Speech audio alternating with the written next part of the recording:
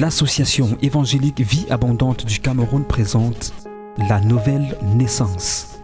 Une explication simple des actes rédempteurs que le Christ est venu poser sur la terre conformément aux prophéties bibliques lui concernant pour que quiconque croirait en lui reçoive le pardon de tous ses péchés et le don de la vie éternelle par le Saint-Esprit. Cet exposé de la nouvelle naissance pour entrer dans le royaume des dieux vous est présenté dans une série de 8 vidéos par le pasteur Joseph Njonan de l'Assemblée Parole et Vie de Douala. Donnez-vous du temps pour entrer dans la vie éternelle avec Dieu votre Créateur. Il veut vous sauver. C'est pendant votre séjour ici sur terre ou jamais. Salut, Monsieur Méda. Je suis le pasteur Joseph Njonan. Je suis à Douala au Cameroun. Donc, notre propos voudrait nous amener à partager l'étude que nous avons faite sur la question importante que le Seigneur a spécifiée dans les Écritures, dans Jean chapitre 3, versets 3 et 5, pour dire que pour entrer dans son royaume, il faut naître de nouveau. Pour entrer dans son royaume, il faut naître d'eau et d'esprit. Donc notre étude a consisté à mettre cela en évidence de manière que nous puissions le contrôler nous-mêmes par les Écritures. Et nous avons illustré cela par les images qui sous-tendent notre exposé. Donc, nous venons de nous montrer que Jésus, par son obéissance à la parole de Dieu face à Satan, a relevé l'homme de la chute, parce que comme l'injustice avait été plantée sur la terre par la désobéissance d'Adam, voici donc le second Adam qui est venu du ciel et a apporté, n'est-ce pas, le relèvement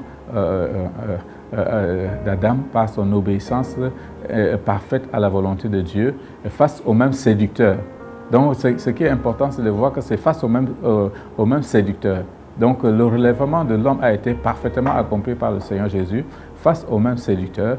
Donc Jésus, venant pour accomplir la rédemption, il a rencontré l'homme qui lui a passé le relais pour accomplir sa rédemption de manière parfaite. Et il a donc confronté le deuxième protagoniste du péché qui est le diable. Et il a vaincu par son obéissance parfaite à la parole de Dieu. Donc nous disons donc que la conclusion de cette 5e vidéo, c'était que l'injustice, que Jésus a dit qu'il est venu accomplir la justice et que l'injustice qui avait été plantée sur la terre par la désobéissance d'Adam a été relevée et que l'homme a été relevé de la chute par l'obéissance parfaite du Seigneur Jésus à la parole de Dieu, contrairement à Adam qui avait succombé à la séduction de Satan. Le Seigneur a vaincu Satan. Alléluia. Donc ce que nous voulons voir maintenant, c'est la 6e vidéo qui concerne les souffrances de Jésus. Les souffrances de Jésus sont importantes. Les souffrances de Jésus sont rédemptrices parce que Jésus lui-même, il a parlé de ses souffrances. Donc, quand il s'est révélé à ses disciples dans le livre de Matthieu, chapitre 16, verset 16, à la question de Pierre, à sa question posée aux apôtres, aux disciples, pour dire « Qui dites-vous que je suis? Qui dit-on que je suis ?» Donc, les uns ont dit « C'est Jean-Baptiste », d'autres ont dit « Élie », on a dit « un des prophètes ». Et il a dit « Et vous, qui dites-vous que je suis ?» Pierre a dit, tu es le Christ, le Fils du Dieu vivant. Le Seigneur a dit que, bon, ce n'est pas la chair et le sang qui t'ont révélé cela, mais c'est mon Père qui est dans les cieux.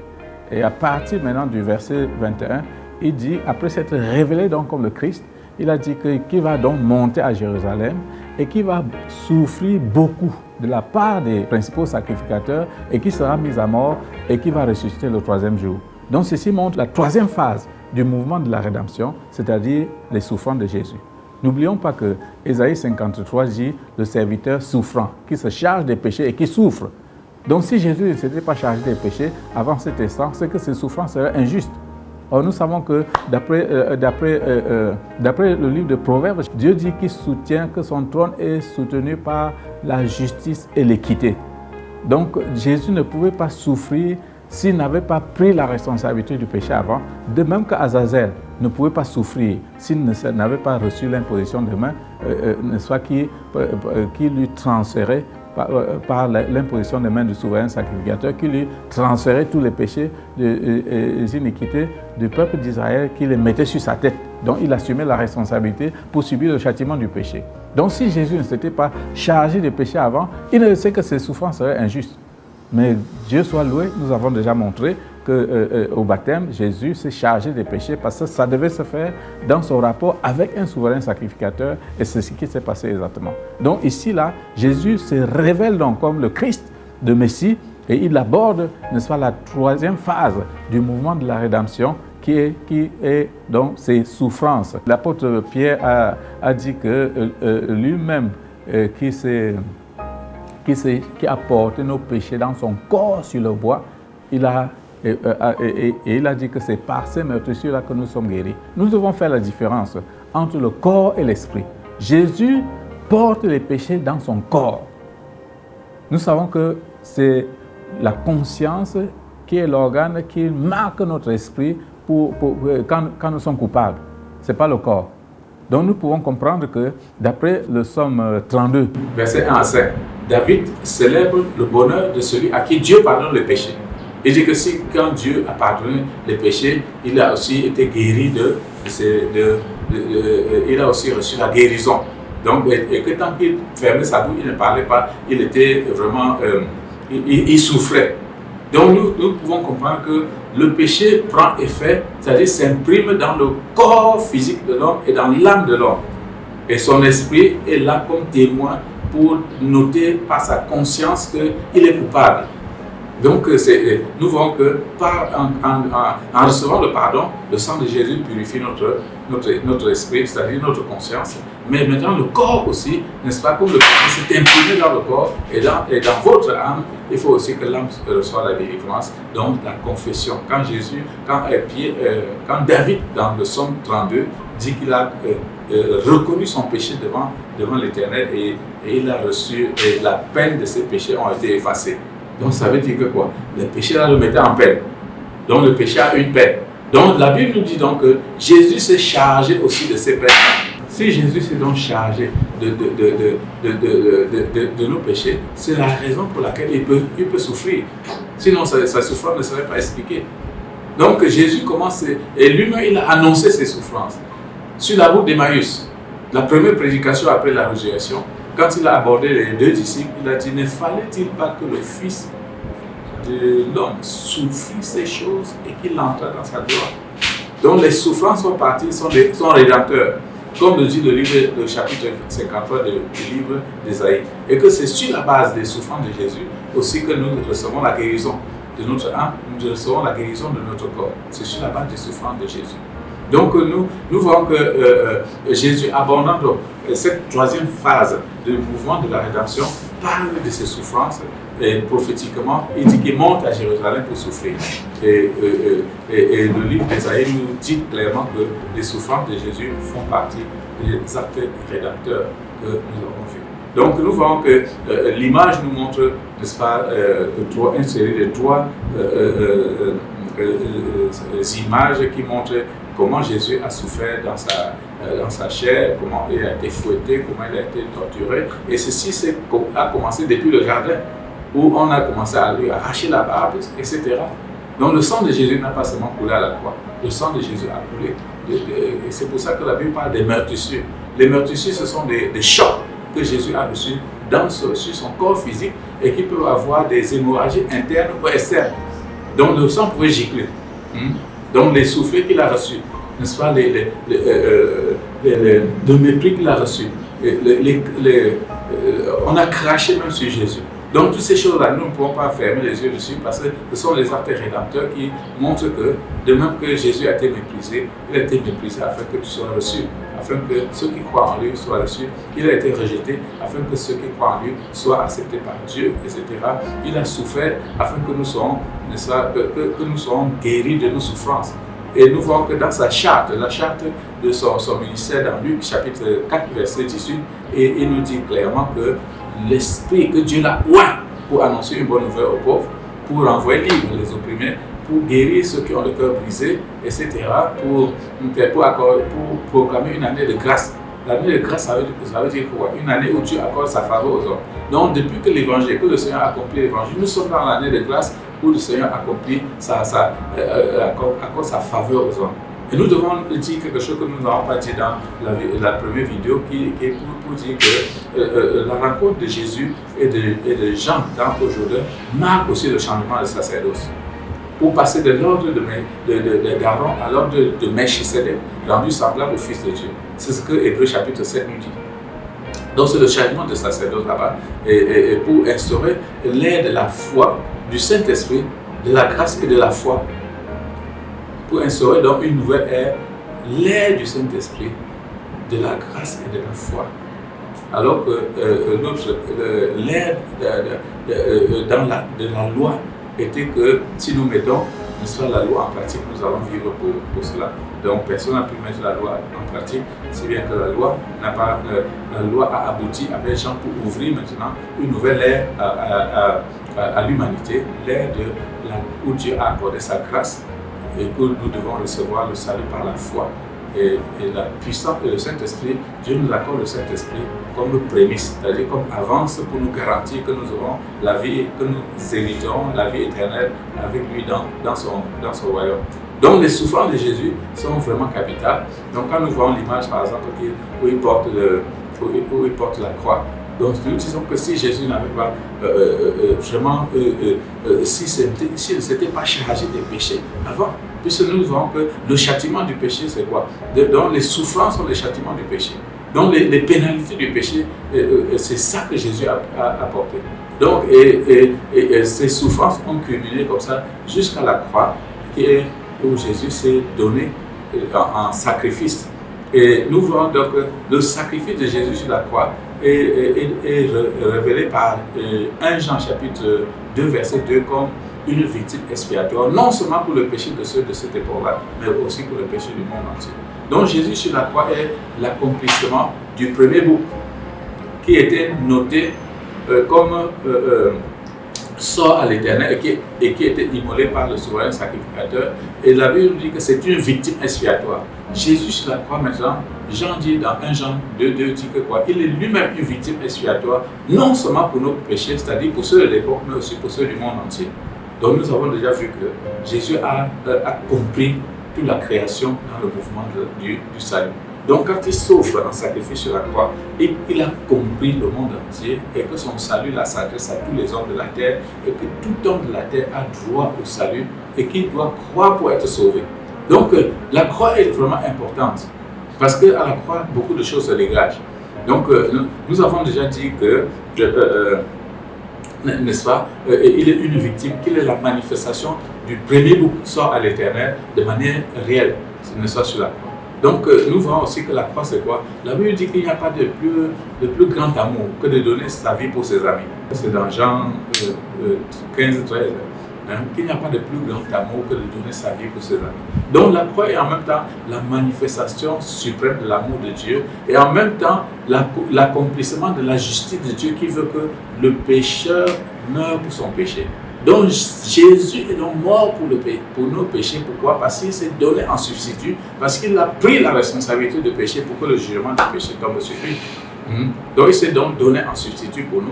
Donc la croix c'est aussi c'est-à-dire la manifestation suprême de l'amour de Dieu, en même temps de la justice de Dieu qui veut que le péché soit puni. Donc la croix, encore, nous voyons encore un autre détail sur la croix. Donc tous ces mouvements, tout ce que nous sommes en train de voir depuis le baptême de Jésus, ça montre comment Dieu a donné son Fils unique, afin que quiconque croit en lui ne périsse pas, mais qu'il ait la vie éternelle. Donc ces actes que nous avons repérés, et nous disons que ce sont des actes, n'est-ce pas, qui sont significatifs de la rédemption que Jésus est venu accomplir. Ces actes-là, ce sont des actes auxquels nous devons accepter et croire que Jésus les a accomplis pour que nous soyons vraiment sauvés. Donc, c'est comme ça que Dieu a donné Jésus pour nous. Nous voyons aussi qu'il y a quelque chose d'important qui s'est passé à la croix. À la croix, Jean dit dans Jean chapitre 5, versets 6 et 7, il dit qu'il y a 3 témoins sur la terre, qui rendent témoignage sur la terre. Qu'il y a le Saint-Esprit, il y a l'eau et le sang. De même que le sacrifice pour le pardon des péchés annuel se passait en présence des témoins. Le peuple se constituait témoin temporaire, puisque chaque année il fallait le faire. Donc maintenant là, nous voyons que les éléments, ceux qui sont nommés ici comme témoins, la Bible dit que les trois sont d'accord. Ce qu'on demande, ce qu'on attend des témoins pour que le verdict soit tiré, c'est qu'ils soient d'accord.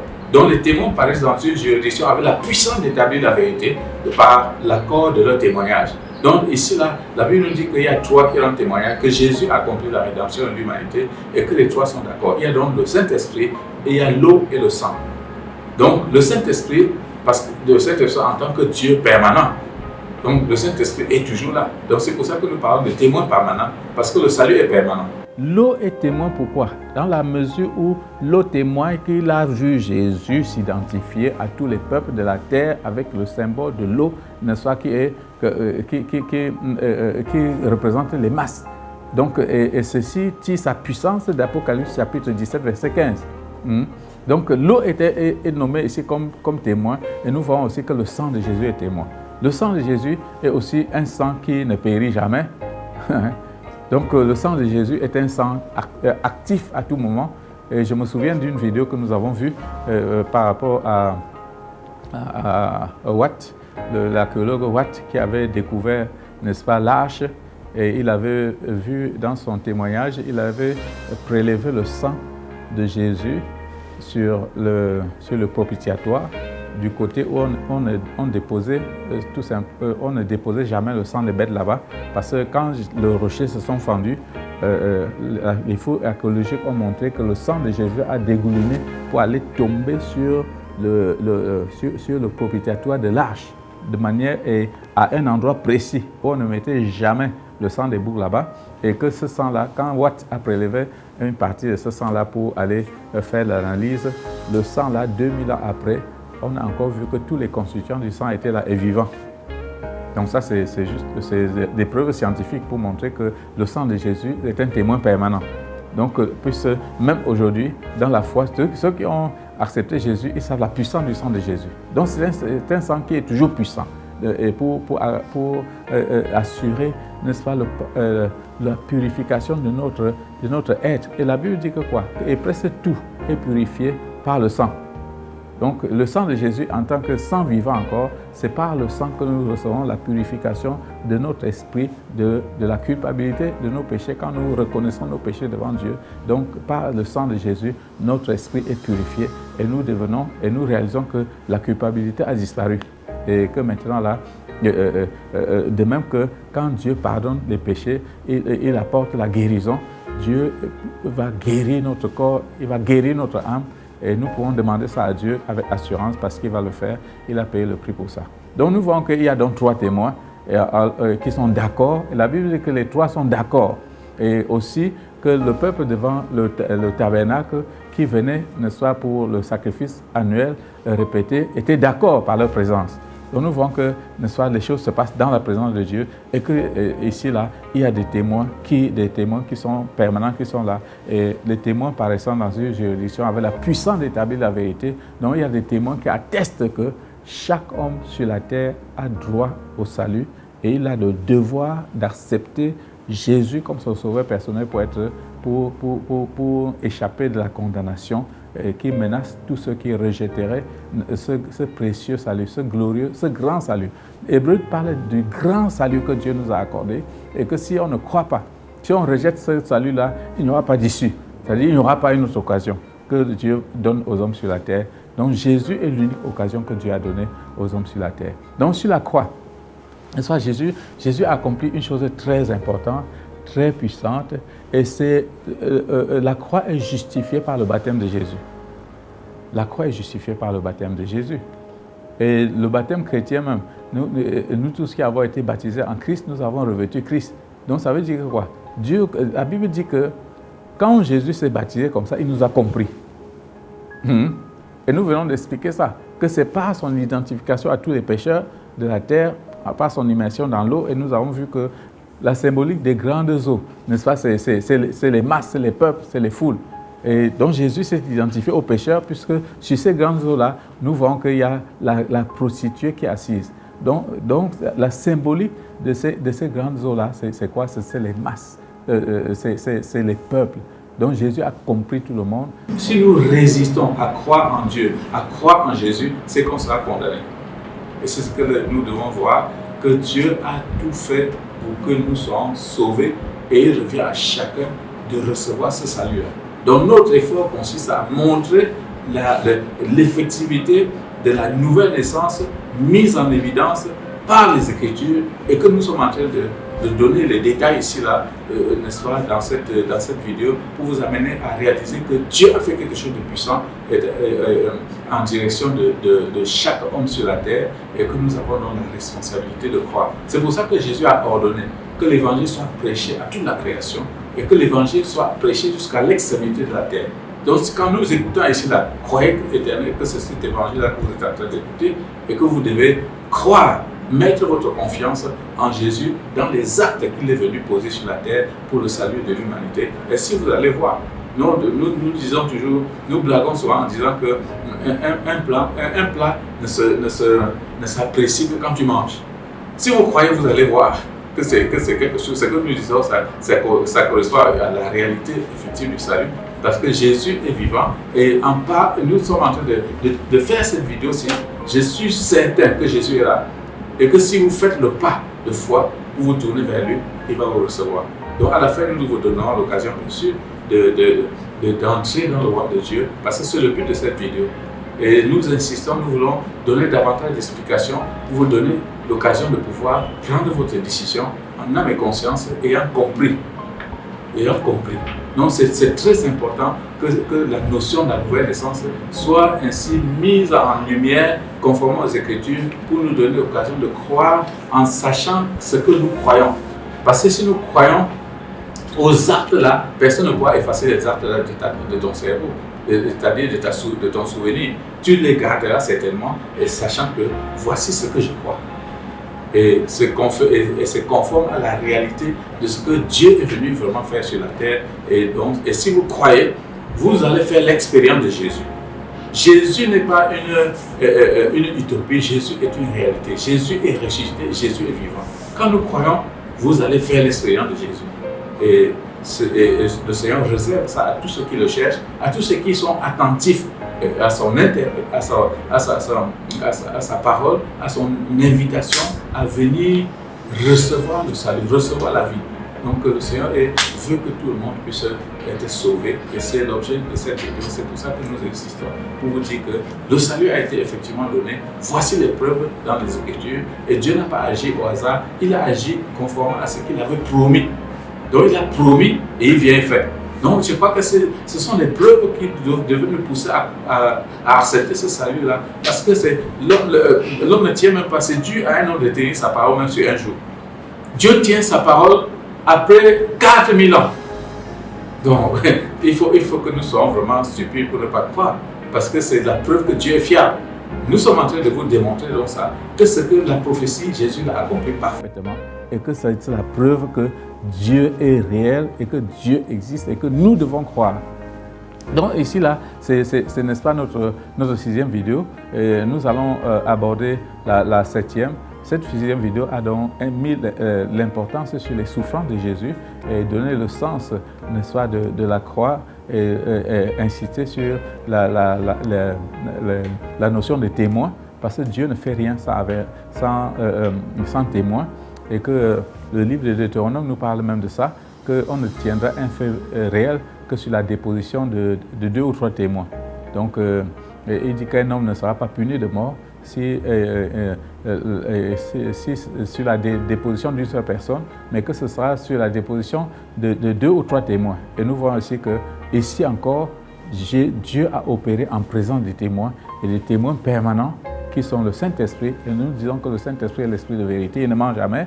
Et nous savons aussi que l'eau est permanente, le sang de Jésus est permanent. Ce sont les témoins permanents qui attestent que le salut, la rédemption de l'homme a été accompli par le Seigneur de manière puissante, de manière vérifiable, de manière contrôlable par les prophéties, que les prophéties de la Bible n'ont jamais menti. Donc nous allons aborder notre 7e vidéo qui est certainement notre dernier point. Et dans cette 7e vidéo, nous vous inviterons à faire la prière pour entrer dans le royaume de Dieu, c'est-à-dire pour naître de nouveau. Cette 7e vidéo-là va parler de la résurrection de Jésus et que sa mort a été constatée par les autorités romaines, effectivement, et que le tombeau même a été gardé par par les soins. Les sacrificateurs avaient organisé eux-mêmes la garde du tombeau, donc Jésus était réellement mort. Donc nous devons savoir que Jésus est réellement mort pour nous. Jésus est réellement mort pour moi. Comme à vous qui m'écoutez par ces vidéos, Jésus est réellement mort pour vous. Donc le châtiment du péché, Jésus l'a pris pour vous, afin que maintenant, croyant en lui, nous soyons libres, que nous soyons justifiés devant Dieu. Donc c'est ce que la Bible enseigne. Donc nous allons donc aborder la 7e vidéo qui va consister à montrer, n'est-ce pas, la 5e partie de notre étude qui consiste dans la résurrection de Jésus et son retour dans sa gloire. Messieurs et mesdames, nous vous avons donné un condensé succinct de ce livre-ci qui explique la nouvelle naissance. Nous l'avons résumé en 7 vidéos successives et que nous vous présentons et que nous vous invitons à regarder.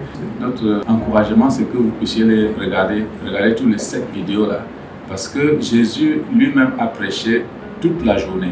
Donc donnez-vous du temps, parce que c'est une question d'éternité, c'est une question de vie éternelle, et c'est sur cette terre que nous devons l'acquérir.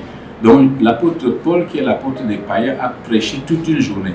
Nous avons fait l'effort dans ces 7 vidéos que nous invitons à lire, de suivre leur exemple, de donner le maximum d'explications possibles et en nous appuyant sur les Écritures et pour vous inviter donc à réaliser, n'est-ce pas, que Dieu, le Dieu de la création, le Dieu de notre Seigneur Jésus-Christ, le Dieu d'Abraham, d'Isaac et de Jacob, a accompli le salut du monde entier en envoyant Jésus et que nous devons croire en lui pour être sauvés, nous devons croire en lui pour retrouver la communion perdue, pour retrouver la vie éternelle auprès de Dieu.